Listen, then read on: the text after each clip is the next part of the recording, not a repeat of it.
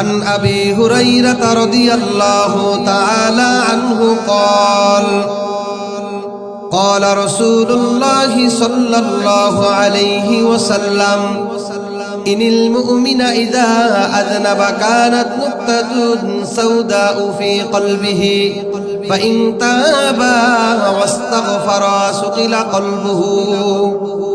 প্রিয় ভাইয়েরা আমার হযরত আবু হুরায়রা রাদিয়াল্লাহু তাআলা আনহু থেকে বর্ণিত তিনি বলেন আল্লাহর নবী সাল্লাল্লাহু আলাইহি ওয়াসাল্লাম বলেছেন দুনিয়ার ভিতরে কোন মানুষ যখন গুনাহ করে তার অন্তরের ভিতরে মরিচিকা পড়ে যায়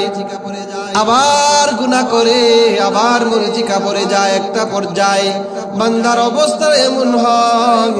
ভালো আমল তার কাছে ভালো লাগে না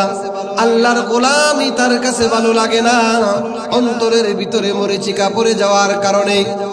আল্লাহর নবী বলেন উম্মতেরা শোনো তোমরা যদি চাও তোমাদের জিন্দেগীর অপরাধগুলো ক্ষমা করতে চাও অন্তরে কালো দাগগুলো দূর করতে চাও আল্লাহর নবী সাল্লাল্লাহু আলাইহি ওয়াসাল্লাম বলেন প্রথম নাম্বার মেডিসিন নাও তোমরা ফাইন তাবা তোমার জীবনে অপরাধ হয়েছে তুমি তওবা করো আল্লাহর কাছে গুনাহের জন্য ক্ষমা চাও দুই নাম্বার নবীজি বলেন ওয়াস্তাগফার বেশি বেশি আল্লাহর কাছে গুনাহের জন্য ইস্তিগফার করো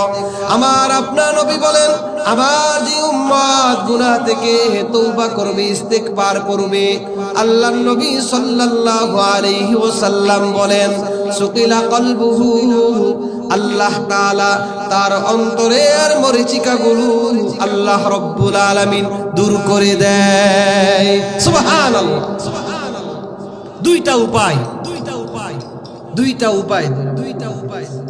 দুইটা উপায় নাম্বার 1 আল্লাহর কাছে তওবা করা নিজের জীবনে অতীতে যত গুনাহ হয়েছে জানা অজানা ইচ্ছায় অনিচ্ছায় হারাম হালাল যত গুনাহ আমার দ্বারা হয়েছে সমস্ত গুনাহের জন্য আল্লাহর কাছে তওবা করা ওয়াস্তাগফার